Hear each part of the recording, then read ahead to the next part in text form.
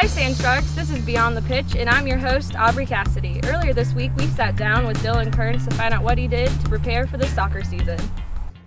So when it came to preparation for the 2021 season as a whole, it really took, I had to go back because I obviously didn't call the games last year for soccer. I went back on the Sand Shark Game Day Network archives and I got a feel for who's going to be where on the field. I got a feel for what roles the players have on the team. That sort of gave me a basic understanding of, okay, this is where they are, this is what they do. And then it really came into player profiles. I love going up and down the site. I remember texting Mitch multiple times throughout the summer when I found out I was going to be doing this. I said, hey, is the new roster updated? Is the new roster updated? He's working on it. So it was nice that he, once the roster came available that day, I was able to go through every player.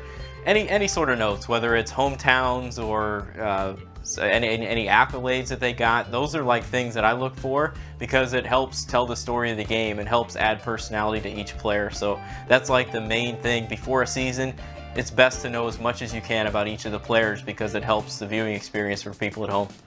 We also asked him what he did to prepare for this week's games. So for this week's games, it's a little bit different. Some game days are different than others. You have more time to prepare. Sometimes you play on a Thursday, next day you're on a Saturday. So a little bit different preparation when it comes to that. But obviously away games, when those happen, it's nice to take account, watch those, read the stats, read the recaps that obviously Mitch puts out. That helps get a feel for, okay, what happened last game? That helps you from a USCB standpoint of what they're going to bring to the next game. So that's helpful. And I usually spend anywhere from 3 to 4 hours on each team throughout the week. Obviously that expands if it's say five days off before the next game. I have a little bit more time to find more stuff, but usually about 3 to 4 on each team to where I can get a feel for what I want to talk about. And I do remember I was on a Zoom call once with Mike Tirico, who calls games for NBC Sports, and he told me, he said, preparation is the number one thing you can have in this business because it shows you know what you're talking about, and that research that goes into it, that's what's the cherry on the top for everything that goes into these broadcasts. Earlier today, we caught up with Dylan and asked him what he enjoys most about his position here at USCB. You know, I love being able to just bring extra stuff to the people at home. So whenever they tune in to the Sand Shark Game Day Network, they get that extra stuff that you don't see when you see the game. I mean, we all can watch the game, we can all see what's happening, but knowing certain things about players that can really add to the stream and add to the people at home, it can really resonate with them. And I love just being able to paint a picture for the audience and just be able to add that extra stuff so they can feel more connected to any sport, whether it's baseball, softball, soccer, whatever it is. And a lot of that goes into preparation, which I mentioned earlier. But you know, I just love adding that extra stuff for the people at home, and that's the best part about this job. Dylan gave us insight on what he does before each game.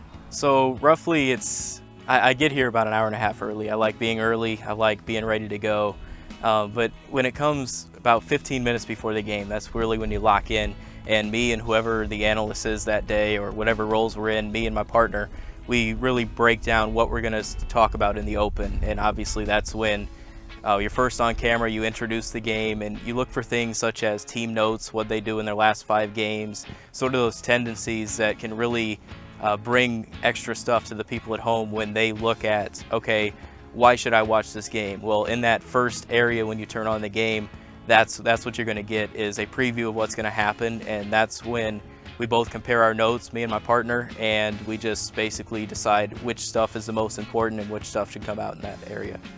Lastly, we learned what post-game looks like for Dylan. So my partner and I usually sit down when the game's over and we decide, okay, what are our key takeaways? And whether it's so-and-so had 2 goals or something like that, just something we can bring up to get to the people at home what they might not have saw. They might have just tuned in late and saw a 4-1 score, but what happened to get to that point, we sort of fill in the blanks of what happened then. So that's usually what we end up doing there, but sometimes we do end up getting a post-game interview with Jay Harris or a player, and they come on the post-game show, and it's a lot of fun talking to them, getting first-hand insight of what they saw take place in the game.